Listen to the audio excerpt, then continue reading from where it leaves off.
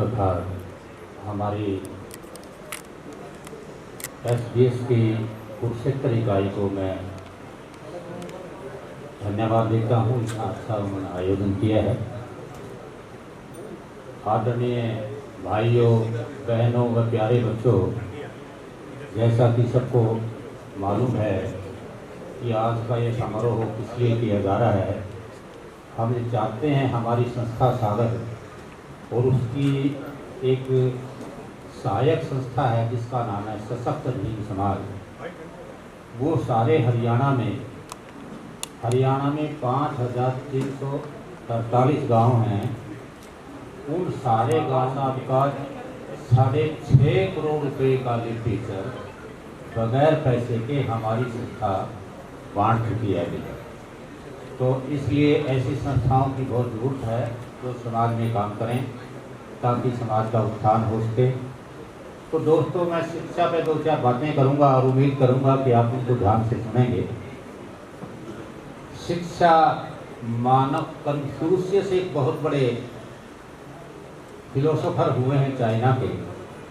वो कहा करते थे कि अगर आदमी अनपढ़ है तो जानवर में और आदमी में कोई अंतर नहीं। शिक्षा ही एक ऐसा धन है जिसको आप जितना बांटोगे उतना ही बढ़ेगा और शिक्षा को कोई चोरी नहीं कर सकता। शिक्षा से ही मानव का बौद्धिक विकास होता है, मानव का सामाजिक विकास होता है, मानव का राजनीतिक विकास होता है, मानव का आर्थिक विकास होता है। तो इसलिए सभी फील्ड में आज तो हम सोच भी नहीं सकते कि बगैर शिक्षा के आदमी जिंदा भी रह सकता है। तो सभी बच्चों से मैं चाहूँगा कि वो ज़्यादा से ज़्यादा मेहनत करके पढ़ें और दूसरों को भी पढ़ाएं। मैं माताओं बहनों से ये उम्मीद रखूँगा कि बच्चों को पढ़ने का कम से कम 4-5 घंटे दिन में ज़रूर दिए जाएं। और जिस बच्चे के नंबर कम आते हैं वो माँ और बाप दोनों मिलके एक बार स्कूल में जाके टीचर से भी बात करें कि बच्चे की कमज़ोरी कहाँ है, उस कमज़ोरी को ठीक कैसे किया जा सकता है।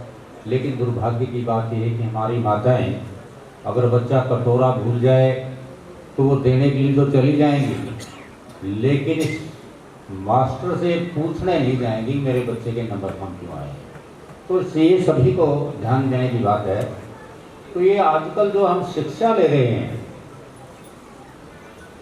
प्राचीन काल में भी शिक्षा होती थी। प्राचीन काल में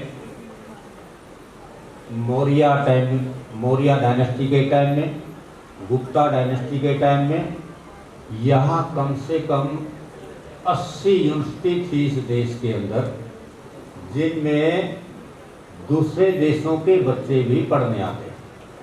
नालंदा एक यूनिवर्सिटी थी बिहार में।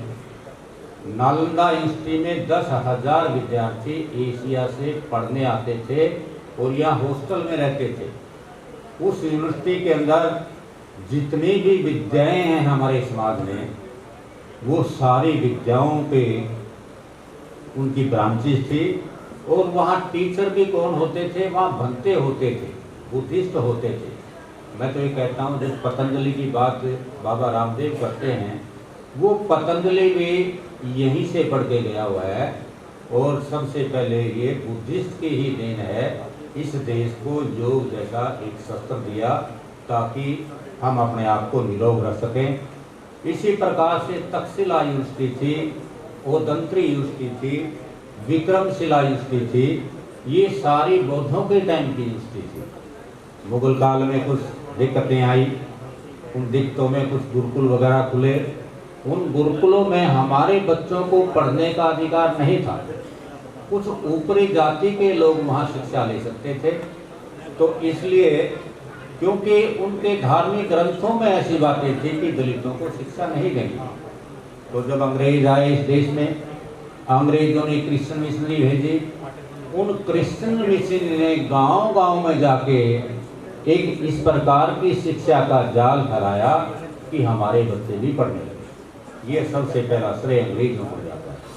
1813 के अंदर जब इस देश में जनरल मिंटो गवर्नर जनरल थे, सबसे पहले सभी लोगों के लिए शिक्षा के दरवाजे खोल दिए। उससे पहले शिक्षा के दरवाजे नहीं खुले गए। मैं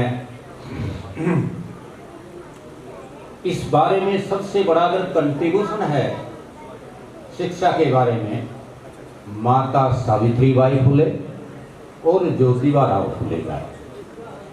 ज्योतिबा राव फुले ने सबसे पहले 1882 ईस्वी में हंटर कमीशन के सामने बयान दिया था कि दलितों और शूद्रों के बच्चों को मुफ्त शिक्षा दी जाए, कंपल्सरी शिक्षा दी जाए, उनको वजीफे का प्रबंध किया जाए, उनके साथ किसी प्रकार का भेदभाव ना किया जाए।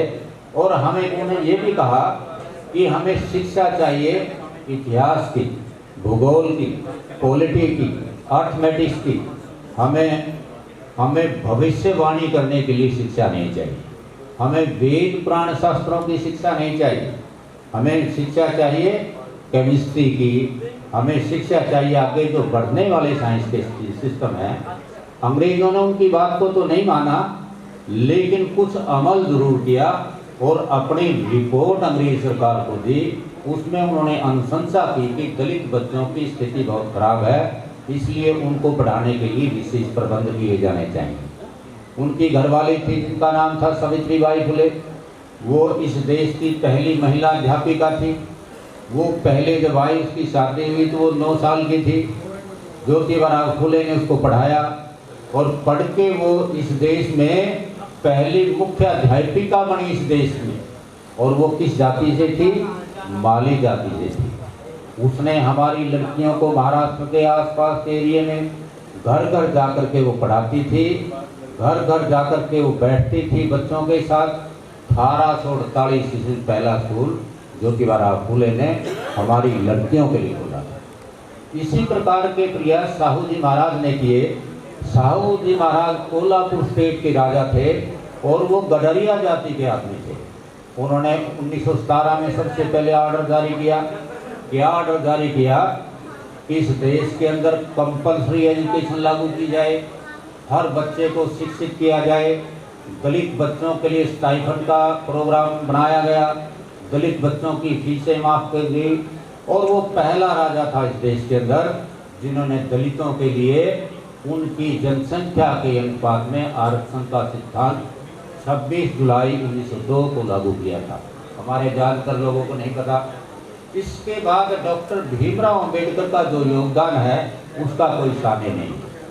डॉक्टर भीमराव अंबेडकर ने संविधान बनाते समय इस देश के कॉन्स्टिट्यूशन में आर्टिकल 45 और 46 डाले, जो सरकार को डायरेक्शन देते हैं कि हम इस तरह के कानून बनाएंगे ताकि सभी को निःशुल्क शिक्षा प्राप्त हो सके। 6 से 14 साल तक के हर बच्चे को निःशुल्क शिक्षा मिले। जो आपको मालूम होगा कि 2002 में 86 अमेंडमेंट हुआ और आर्टिकल 15 में आर्टिकल 345 में कुछ चेंजेस लाए गए और इस देश के अंदर शिक्षा को फंडामेंटल राइट पहली बार बनाया गया है 2002 में। तो ये आपको राइट कहाँ से मिला, रिजर्वेशन कहाँ से मिला, मैं ये बताना चाहता हूँ। शिक्षा में जब देश का संविधान बना, शिक्षा में आरक्षण नहीं था, नौकरियों में भी आरक्षण नहीं था। शिक्षा में कैसे आरक्षण आया? एक लड़की थी, स्वर्ण जाति की लड़की थी मद्रास में, जब देश का संविधान लागू हुआ 26 जून 1950 को। उस लड़की ने क्या किया, उसका नंबर नहीं आया। हमारे बच्चे का नंबर आ गया MBBS की सीट के लिए, जनरल की लड़की का नहीं आया। और उस लड़की ने मद्रास हाई कोर्ट में अपील की कि एक दलित बच्चे का मेरे से थोड़े नंबर होते भी नंबर आ गया है, इसलिए मेरा नंबर आना चाहिए। मद्रास हाई कोर्ट ने फैसला उस लड़की के पक्ष में किया जिसका नाम था चंपा कमजोराय राजन। तो फिर वो केस सुप्रीम कोर्ट में गए। सुप्रीम कोर्ट ने उस लड़की के पक्ष में डिसाइड किया, हमारे दलित बच्चे थे उनके पक्ष में नहीं किया। तो आपने नाम सुना होगा पेरियार का, एक नाम सुना होगा आपने CN अन्नादुराई। CN अन्नादुराई बहुत बड़ा नेता था दक्षिण भारत का। सीएम अन्नादुराई और पेरियर ने कितना बड़ा आंदोलन चलाया, सारी रेल व्यवस्था ठप कर दी मद्रास की, सारे रोड जाम कर दिए मद्रास के। तो जब सारा सिस्टम डगमगा गया, नेहरू के जो प्रधानमंत्री थे उसके बस की बात नहीं रही, इसको कैसे संभाला जाए। तो क्या हुआ, तो बाबा साहब भीमराव अम्बेडकर क्या थे, लॉ मिनिस्टर थे। नेहरू ने अम्बेडकर को बुलाया, भाई इसका समाधान क्या करें, यहाँ तो सड़कों पे क्यों हो गया है।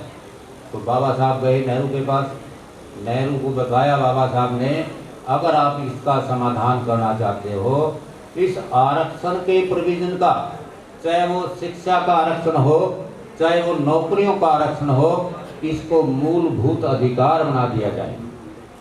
तब क्या हुआ, हमारे देश के संविधान में आर्टिकल 15(4) जोड़ा गया। 15(4) के तहत आपको शिक्षा में आरक्षण मिलता है। आपका क्या, बाबा साहब ने पीपल्स एजुकेशन सोसाइटी बनाई। उस पीपल एजुकेशन सोसाइटी के साथ क्या हुआ, औरंगाबाद में कॉलेज बनाई। उसका काम क्या था, जैसी हमारी संस्था ये सागर काम करती है, गांव-गांव जाके बच्चों को पढ़ाती है, उनके लिए लाइब्रेरियों का इंतजाम करती है, उनके लिए अखबारों का इंतजाम करती है। इसी प्रकार का काम क्या था, बृहस्पति हितकारिणी सभा भी करती थी। तो दोस्तों, ये आपको समझ में आया होगा कि कितनी दिक्कतें हुई हैं आरक्षण के सिस्टम को आगे बढ़ाने के लिए। हालात ये है कि सरकार इस एजुकेशन के सिस्टम का भगवाकरण करना चाहती है। सरकार क्या करना चाहती है, भगवाकरण करना चाहती है। यहाँ पे गीता, रामायण, महाभारत उसको लागू करना चाहती है, जिससे देश की तरक्की नहीं हो सकती। तरक्की होगी तो तर्कवादी विचारों से हो सकती है। सरकार को देश के संविधान में प्रस्तावना क्या कहती है, प्रस्तावना समझ, जब तक हमें कॉन्स्टिट्यूशन नहीं पता होगा तो हम अपने राइट्स कहाँ से मांगे। अगर हम अपने राइट्स चाहिए तो हमें पढ़ना ही होगा, और कॉन्स्टिट्यूशन तो जरूर पढ़ना होगा, और नहीं पढ़ेंगे तो हम पीछे रह जाएंगे। तो इसलिए आज की सबसे बड़ी डिमांड है कि हमारे बच्चों को शिक्षा का स्तर ज़्यादा से ज़्यादा आगे बढ़ाया जाना चाहिए। और हमारी सरकार को जितने पैसे, यहाँ पहली पॉलिसी 1968 में बनी एजुकेशन पॉलिसी, बताया था देश में कम से कम 6% खर्चा जरूर किया जाना चाहिए। डेनमार्क जैसे देश में 7.5% खर्चा होता है, तिब्बत जैसे देश में भी 7.5% खर्चा होता है। तो हमारे देश में इतना थोड़ा क्यों, इसलिए देश आगे नहीं बढ़ पा रहा।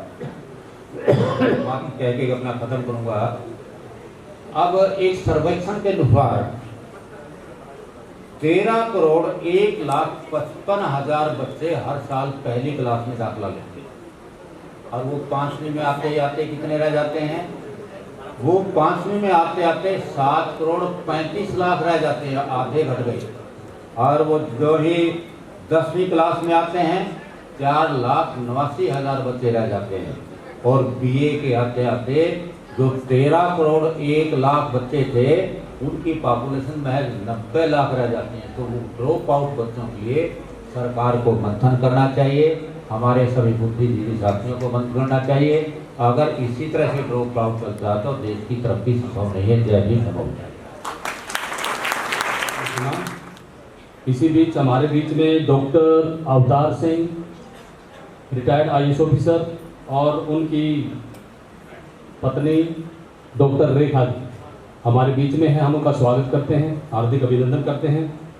अपने प्रोग्राम को आगे बढ़ाते हुए अमर सिंह जी, जिला प्रधान हाजरस, अमर सिंह जी जिला प्रधान हाजरस को मैं बुलाना चाहूँगा। जय भीम, जय भीम। आदरणीय मंच और आज की इस सभा के आयोजक SBS को मैं इस कार्यक्रम की बधाई देता हूं। इस तरह के कार्यक्रम हमारे समाज के लिए एक बुट्टी का काम करते हैं और इस तरह के कार्यक्रम होते रहने चाहिए। जहां तक मैं मानता हूं, हमारा समाज सोया पड़ा है, उसको जगाना, उसको गति देना, इस तरह के कार्यक्रम को बार बार करना चाहिए। तो मैं ज़्यादा ना कहते हुए सिर्फ 2-4 बातें शेयर करना चाहूँगा आप सभी से। हरियाणा अनुसूचित जाति राजकीय अध्यापक संघ का प्रतिनिधि होने के नाते मैं आज की परिप्रेक्ष्य में जो हमारे साथ कर्मचारियों के साथ हो रहा है उसके बारे में थोड़ा सा मैं आपको बताना चाहूँगा। मैं शिक्षा विभाग से जुड़ा हूँ पिछले 25 साल से। एक एक चीज हम जानते हैं शिक्षा विभाग की, कैसे काम होता है, कैसे बच्चे का सर्वांगीण विकास होता है। हमारी सरकारें आती हैं और कार्यक्रम हमारे अनुसूचित जाति के बच्चों के लिए चलाते हैं, लेकिन उन कार्यक्रमों में, उनमें योजनाओं में कुछ ना कुछ ऐसा कमी छोड़ देती है कि भाई वो पूरी तरह से हमारे जो बच्चे हैं उनके पास नहीं पहुंच पाती। हरियाणा सरकार दावा करती है कि हम अनुसूचित जाति के बच्चों को अटेंडेंस प्राइज देते हैं और उस अटेंडेंस प्राइज का पहले बड़ा अच्छा एक सिस्टम था कि जो राशि आती थी बच्चों के खाते में, डीडीओ जो विद्यालय का प्रधानाचार्य या मुख्याध्यापक होता था वो उसके खाते में डालता था। लेकिन अब सरकार ने एक ऐसा सिस्टम बना दिया, ये पता ही नहीं चलता किस बच्चे के पैसे आए किसके नहीं आए। तो ये हमारे लिए एक बड़ी क्षति की बात है कि बच्चों को उनका जो हक है वो मिल नहीं पाता। हरियाणा अनुसूचित जाति राजकीय अध्यापक संघ सरकार के स्तर पर भी और जो हमारा निदेशक मौलिक शिक्षा सेकेंडरी शिक्षा विभाग है वहां तक हम दस्तक दे चुके हैं कि भी किसी तरह से ये जो बच्चों के खाते में पैसे आते हैं वो प्रधानाचार्य या मुखिया के अकाउंट में पहले है, फिर वो बच्चों के खातों में डिस्ट्रीब्यूट किए जाए अकाउंट में। एक सरकार ने पीछे एक कहना चाहूंगा तो सुभाष जी।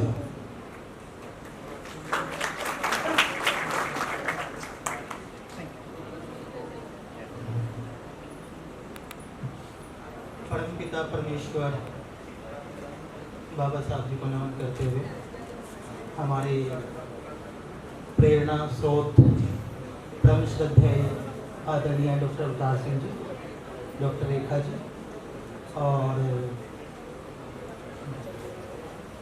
जो इस कार्यक्रम सागर टीम के जो समर्पित कार्यकर्ता हैं, समर्पित टीम है, डॉक्टर रमेश बोध जी और उनके सभी साथी, जिनके समर्पण, सत्यनिष्ठा और हार्डवर्क की वजह से ये प्रतिभाएं हमारे सामने बैठी हैं। सबको जय भीम, नमो बुद्धाय। समाज के सभी प्रतिष्ठित भाई बहन, बुजुर्ग, दोस्त, माताएं, बहनें, बच्चों, आप सभी को मेरा नमस्कार। आज ये दिन बहुत ही महत्वपूर्ण है। प्यारे बच्चों, मुझे मेरा टीचिंग में एक्सपीरियंस 30 साल का है, तो बस मुझे आपके 4-5 मिनट लेने हैं, 2-4 बातें आपसे करनी है। तो मैं आपसे एक क्वेश्चन पूछता हूँ, प्लीज़ उसका हाथ खड़े करना। मेरा क्वेश्चन ये है, आप जो भी बच्चे बैठे हैं, कि आप में से कितने बच्चे ये मानते हैं कि हम संघर्ष कर रहे हैं? क्वेश्चन करिए ना, आप में से कितने स्टूडेंट ये मानते हैं, लड़के और लड़कियां, कि हम संघर्ष कर रहे हैं? तो समझ में आया? यस, आप संघर्ष कर रहे हैं बेटा, है? चल, किस चीज़ का संघर्ष कर रहे हैं? 4-5 बच्चों ने हाथ खड़ा किया। चलिए, समय की कमी है इसलिए ज़्यादा उसमें डिटेल में हम उसमें नहीं जाएंगे।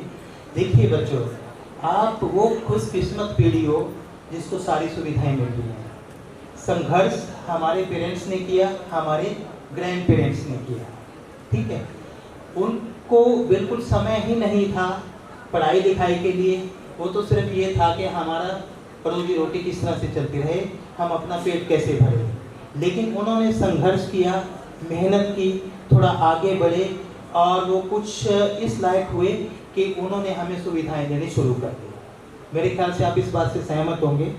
और आज उसका परिणाम देखिए कि हमारे सामने आज ये कितने सारे बच्चियां और बच्चे एक जो प्रतिभावान छात्र और छात्राएं हैं उसके रूप में हमारे सामने बैठे हैं। बच्चों, आज हम एक बहुत ही अलग दौर से गुजर रहे हैं। पहले एक समय था जब हम स्टूडेंट थे, मैंने 1995 में M.Com कर लिया था।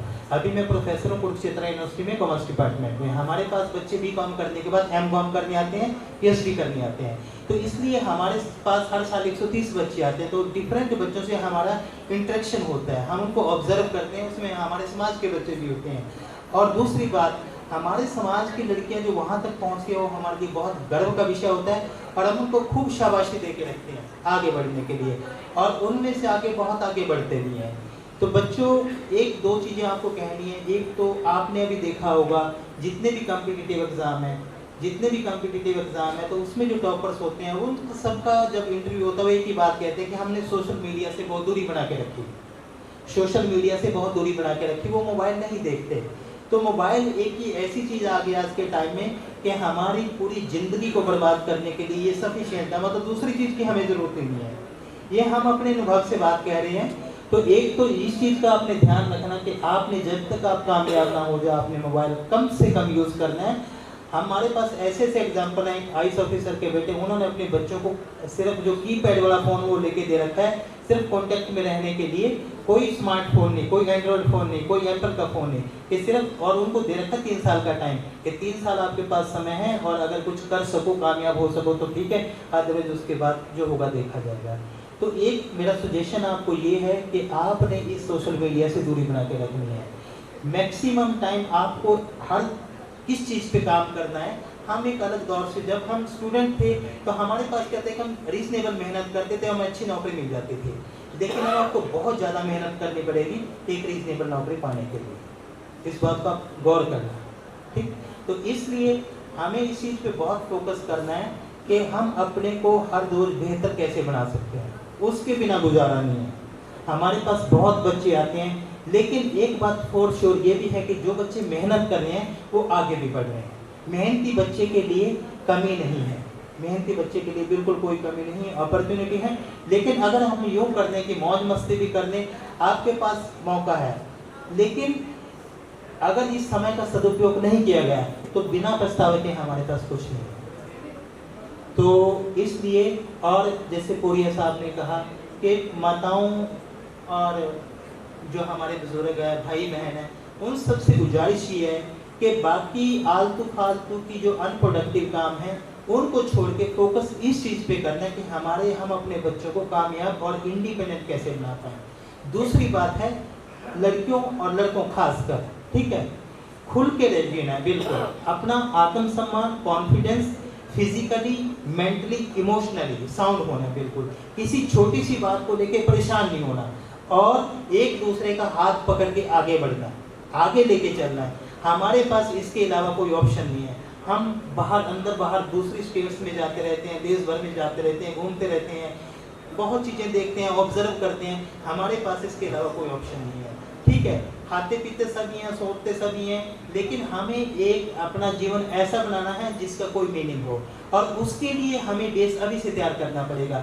हम ये 25, 24, 25, 26 साल तक की उम्र तक अगर मेहनत कर देंगे तो हम कामयाब हो जाएंगे। और जैसे हमारे बुजुर्गों ने हमारे लिए मेहनत की, ये इतने इतने सुंदर भवन और ये इतना जो सागर की टीम है इतने समर्पण भाव से, पूरे तन मन धन से और पूरी निष्ठा के साथ इतनी कड़ी मेहनत कर रहे हैं, ये इसलिए कर रहे हैं ताकि हमारा समाज आगे बढ़े। और इसलिए बच्चों, हम एक लेवल पे जब आ जाएंगे तो हम सारी चीज़ें ज़िंदगी में एंजॉय भी करेंगे, लेकिन हमारे पास जिम्मेवारी भी है, उसका भी हमें ध्यान में रखना पड़ेगा। तो इसलिए बच्चों, आज का दौर ये है, बाबा साहब की कृपा से समाज में बहुत सारे लोग इतने जेन्युइन हैं कि कोई भी साधनों की कमी की वजह से ऐसा नहीं होगा कि बच्चा ना पढ़ पाए। तो इसलिए किसी भी बच्चे को कोई गाइडेंस की ज़रूरत है, तन मन धन इमोशन किसी भी तरीके से है, तो मैं कॉन्टैक्ट नंबर अपना शेयर कर दूंगा टीम के साथ। कोई भी बच्चा किसी भी फील्ड में जो भी गाइडेंस लेना चाहता है, किसी भी तरीके की तन मन धन की सपोर्ट है, तो उसके लिए 24/7 हम तैयार हैं। लेकिन बच्चों, मेरा बार बार आपसे गुजारिश आग्रह यही है, क्योंकि अब ना डाइवर्जेंस बहुत आ गया। हमारे टाइम में डाइवर्जेंस नहीं थे, हमारे पास एक ही था कि पढ़ना है, मेहनत करना है और कामयाब होना है, नौकरी करनी है। लेकिन अब डाइवर्जेंस बहुत है, तो आपको बहुत समझदारी से आगे बढ़ना है, एक दूसरे को सपोर्ट करना है, साथ लेके चलना है। इन्हीं शब्दों के साथ जय भीम, नमो बुद्धाय, थैंक यू। जैसा कि उन्होंने बताया साहब ने कि कोई भी किसी को किसी प्रकार की गाइडेंस चाहे तो उनसे संपर्क कर सकता है, वो आपको बता देंगे बाद में। तो इनके बाद में डॉक्टर सुभाष जी की वाइफ हैं शिवाली जी, वो भी प्रोफेसर हैं गवर्नमेंट कॉलेज करनाल में। मैं उनको बुलाना चाहूँगा कि वो भी 2 मिनट में अपना संदेश बच्चों को दें। तो शिवाली जी।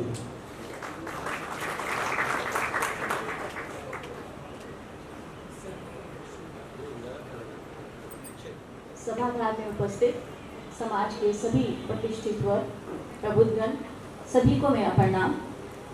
और प्यारे बच्चों, आप सभी को बहुत बहुत बधाई यहाँ तक पहुँचने के लिए, और आपके अभिभावकों को, आपके माता पिता, आपके मेंटर्स, आपके टीचर्स, जिनकी वजह से आप सब यहीं बैठे हैं, उन सभी को बहुत बहुत बधाई। मैं आप लोगों से अभी डॉक्टर सुभाष जी ने आपसे पूछा था कि कौन कौन संघर्ष कर रहा था, बहुत कम लोगों ने जवाब दिया। मैं पूछना चाहती हूँ, आप सभी बच्चे जो यहाँ बैठे हैं, कितने लोग डिटरमिन्ड हैं कि हम लोगों ने कामयाब होना है, अपने पैरों पर खड़े होना है? अब जरा हाथ खड़ा करिए। लड़के देखिए सोच सोच कर हाथ खड़ा कर रहे हैं, यही हमारी प्रॉब्लम है। लड़कियां देखो, एक बार थोड़ा अपने मन को जो है ना मजबूत कीजिए। बाकी क्या हो रहा है, बाकी समाज में क्या हो रहा है, हमें नहीं लेना, लेकिन हमारे समाज में लड़के और लड़कियां बराबर रहें, तो इसका मतलब ये है लड़कियां तो पहले ही बराबरी ले चुकी, तुम्हारी बारी है, पिछड़ जाओगे, ठीक है? तो इसलिए लड़के भी फोकस्ड रहें। मैं पहले बहुत लोग बोल चुके हैं, इसलिए मैं बहुत कम शब्दों में 2-3 बातें आप लोगों से कहना चाहूँगी। एक तो ये फ़ोन बीच बीच में आप लोग सुन रहे हैं, तो जो समय यहाँ के लिए निकाला है, तो कृपया उस समय के लिए यहाँ उपस्थित रहिए, फिजिकली और मेंटली दोनों तरह से। तो बहुत खुशी की बात है, इतनी सारी संख्या में लड़कियाँ हैं, तो लड़के भी उनकी संख्या बढ़े, हम ये चाहेंगे। मैं सिर्फ आपसे कि ये आपकी केवल शुरुआत है। देखिए, अभी सिर्फ पहला स्टेप है, और रास्ते में अभी जब आगे, आपने बहुत लोगों ने हाथ खड़ा किया है कि आप लोगों ने आगे बढ़ना है, फाइनेंशियली इंडिपेंडेंट होना बहुत ज़रूरी है। तभी आप लोगों को बाकी चीज़ें समझ आएंगी जब आप अपने पैरों पर खड़ा होंगे। तो सबसे पहले एक मकसद रखिए, और उसके लिए पढ़ाई बहुत ज़रूरी है, ये आप जानते हैं। बहुत सारी संस्थाएं हैं, आपको पता है कि जो मदद कर रही हैं। यहाँ तक आने में कितने आपके माता पिता की जोर लगा है, उनको कितना संघर्ष करना पड़ा है, वो आप सभी जानते हैं। पहली चीज़ फोकस्ड रहिए, दूसरी चीज़ कंसिस्टेंसी। ये चीज़ समझ लीजिए कि अभी शुरुआत है, लंबा सफ़र तय करना है। अभी तो आप लोग स्कूल की बात कर रहे हैं, कॉलेज है, उसके बाद आप देखें यूनिवर्सिटीज़ हैं। इतने समय में बहुत बार ऐसा समय आएगा जब आप टूट जाएंगे, आपको मुसीबतें मुश्किलें आएंगी और लगेगा छोड़ देंगे। हो सकता है माता पिता की तरफ से भी जोर डले कि नहीं, हम आगे नहीं पढ़ा पाएंगे, लड़कियों को और बहुत सारी परेशानी आ जाएंगी। सबसे पहले कंसिस्टेंसी बनाकर रखिए। कोई भी ऐसा मौका नहीं होता जो आपको तोड़ दे। ये जब तक आप मजबूत नहीं होंगे, हो सकता है एक जगह सिलेक्शन ना हो, दूसरी जगह ट्राई कीजिए, दूसरी जगह नहीं तो तीसरी जगह। इसलिए कंसिस्टेंसी बनाकर रखनी है। जैसे कि डॉक्टर साहब ने बताया कि आपको डिस्ट्रैक्शंस बहुत ज़्यादा, बच्चे प्लीज़ देखिए, अभी हम लोग यहाँ बोल रहे हैं, लेकिन आपके पास बहुत ज़रूरी बातें हैं। सो डिस्ट्रैक्शंस बहुत सारी आएंगी, फ़ोन एक आपको एग्जांपल दिया, उसके बीच में और बहुत सारी डिस्ट्रैक्शंस आएंगी। उन सबको दरकिनार करते हुए आपने कंसिस्टेंसी बनाए रखनी है, लगातार अपने जो आपका मोटो है, आपका जो उद्देश्य है, उसके लिए काम हमेशा जारी रखिए। दूसरी बात, जो मैं एक छोटी सी बात है, शायद इतनी इंपॉर्टेंट ना लगे, लेकिन जब आप ग्रास रूट पर काम करते हैं, बच्चों को पढ़ाते हैं, तो समझ आता है प्रॉब्लम है लैंग्वेज, भाषा। तो सिर्फ आपसे जुड़ी हुई 2-3 बातें जो है मैं इसलिए करना चाह रही हूँ कि आगे जब आप जाते हैं तो आपका भाषा पर पूरा कंट्रोल होना बहुत ज़रूरी है। वेदर चाहे वो कोई भी भाषा है, चाहे वो इंग्लिश है या वो हिंदी माध्यम है, जिससे भी आप पढ़ रहे हैं, लेकिन उसमें आपको पारंगत होना बहुत ज़रूरी है। ठीक है, तो एक तो इंग्लिश का फोबिया निकाल दीजिए। सबसे बड़ी बात कि बराबरी अगर करनी है तो बराबर बनिए, उसके लिए मेहनत कीजिए। और लैंग्वेज पर कमांड करने का एक ही तरीका है कि पढ़िए। जिस लैंग्वेज को आप कमांड करना चाहते हैं उसको पढ़िए, उसकी बुक्स पढ़िए। और एक और बात, बहुत ज्ञान वाली बुक्स आपको कभी भी अपील नहीं करेंगी शुरू में, ठीक है? तो जो आपको आपका मन पसंदीदा चीज़ है, जो आपको अच्छी लगती हैं, whether that is fashion, whether that is story books, कोई भी ऐसी चीज़, लेकिन उस भाषा को पढ़िए। अपना आप एक बना लीजिए मन में कि आपने रोज़ कम से कम 5-10 पेज पढ़ने हैं। और एक छोटी सी बात आपके स्कूल्स में भी सिखाई जाती है, डायरी राइटिंग। डायरी राइटिंग सबसे बहुत ज़रूरी अंग है। आप देखिए, हम लोग जब विदेशी स्कूल्स की बात करते हैं, वहाँ पर छोटे छोटे बच्चों को ये चीज़ स्टार्टिंग में 3rd-4th स्टैंडर्ड से सिखा दी जाती हैं कि आप अपने आप को एक्सप्रेस किस तरह से करेंगे। तो डायरी राइटिंग, बुक रीडिंग, कोई भी लैंग्वेज हो। तो फर्स्ट चीज़ मैंने आपको बताई कि लगातार कंसिस्टेंट रहिए अपने मेहनत में। दूसरा आपको मैंने बताया कि आप क्या करेंगे, लैंग्वेज पर कमांड करेंगे। चाहे वो भाषा हिंदी है तो शुद्ध हिंदी सीखिए, क्योंकि आपको जब इंटरव्यू फेस करना है, आजकल आपको पता है हिंदी और इंग्लिश में ज़्यादा सा कोशिश की जा रही है, आगे देखते हैं। तो लेकिन जो भी लैंग्वेज आप चाहते हैं उस पर पूरा कमांड, शुद्ध रूप से उस भाषा को सीखिए। और छोटी सी ठीक है, मैं अंत में सिर्फ आपको एक ही बात कहना चाहती हूँ। हम लोग पढ़ाते हैं SWOT एनालिसिस की, अपनी स्ट्रेंथ जानिए, अपनी वीकनेसेस जानिए, और अपनी स्ट्रेंथ को, वीकनेस को दूर करने के लिए कैसे यूज़ करना। फॉर एग्जांपल समझ लीजिए साधन नहीं है, ये आपकी वीकनेस है, तो उस वीकनेस को कैसे दूर करना है। आप में से कुछ होंगे जो फिजिकली बड़े स्ट्रांग होंगे, मेंटली बड़े स्ट्रांग होंगे, ठीक है? तो ये सारी आपको अपनी स्ट्रेंथ निकालनी है, खुद पर काम करना है सबसे पहले। और बस लास्ट में यही कहूँगी कि देखिए, सर्वश्रेष्ठ बनने का एक ही तरीका है। क्या? ध्यान से सुनिएगा। सबसे पहले आप सर्वश्रेष्ठ हैं, ये मानिए, ठीक है? दूसरी बात, सर्वश्रेष्ठ बनने का एक्ट कीजिए, ठीक है? अपने आप को सर्वश्रेष्ठ दिखाने का जो है उसको एक्ट कीजिए, अपने आप को दिखावा कीजिए कि आप सर्वश्रेष्ठ हैं। और तीसरी बात, तब तक उस दिखावे को जारी रखिए जब तक आप सर्वश्रेष्ठ बन नहीं जाते। आप सभी का बहुत बहुत धन्यवाद। ध्यान देंगे।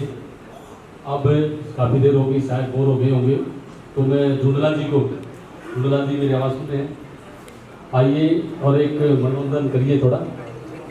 तो झुंडलाल जी को सुने 2 मिनट, उसके बाद हम अपना कार्यक्रम आगे जाते हैं।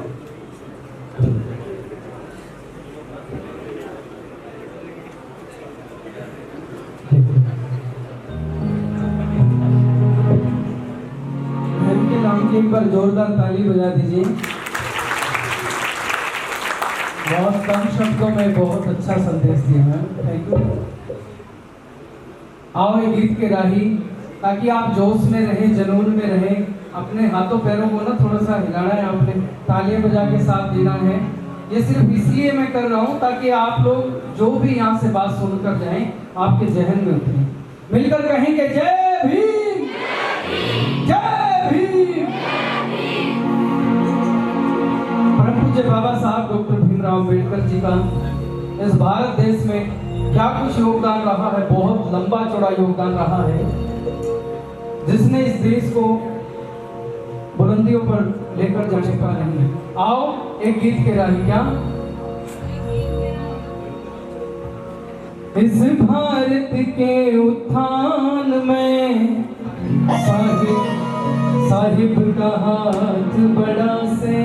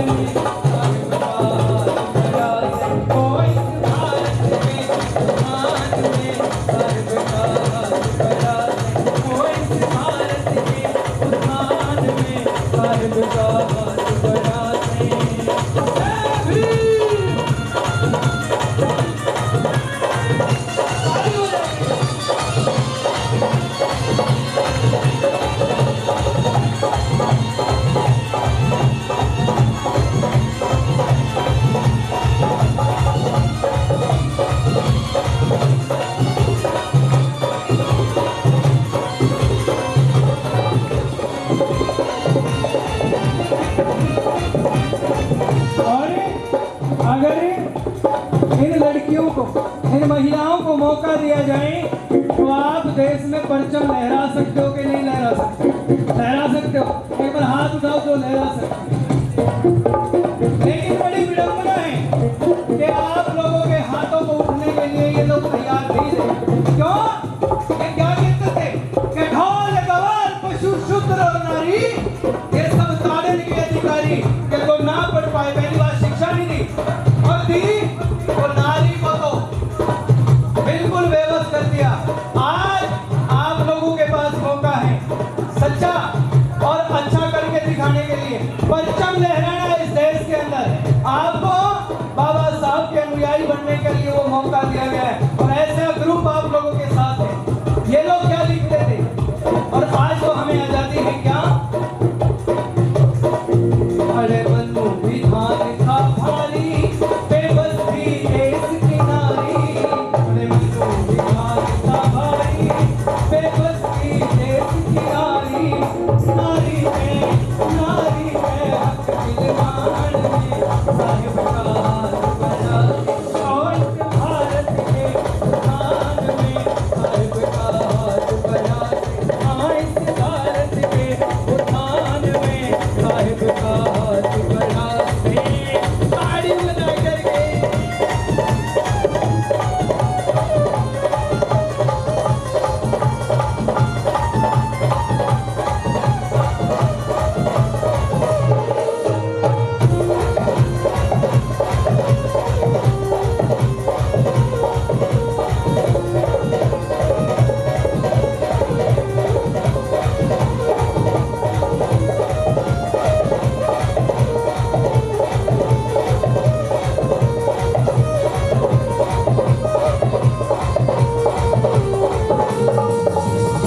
अक्सर क्या होता है, आज हम पिछड़े क्यों हैं?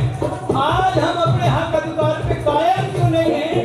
उसका सबसे बड़ा कारण ये है कि हम पता नहीं किन किन को याद करते हैं, सबसे गद्दारी का काम करते हैं कि हम इन लोगों को भूल जाते हैं, इन महापुरुषों को भूल जाते हैं। अगर घर में अच्छा कोई काम हो जाए तो पता नहीं कहाँ की यात्रा कर दोगे आप लोग, लेकिन इनको भूल जाते हैं। इनको हमेशा याद रखना है। आज जो भी आप बन पाए इनकी बदौलत क्या? हमारी अच्छी हुई जिंदगानी हम भूल गए कुर्बानी। हमारी अच्छी हुई जिंदगानी हम भूल गए कुर्बानी। देश तेरी पहचान में साहिब का हाथ बया और इस भारत के उठान में साहिब का हाथ बया। साहिब का हाथ बढ़ाते बाबा साहिब का हाथ बढ़ाते। साहिब का हाथ बढ़ाते बाबा साहिब का हाथ बढ़ाते। इस भारत के उठान में साहिब का हाथ बढ़ाते और इस भारत के उठान में साहिब का हाथ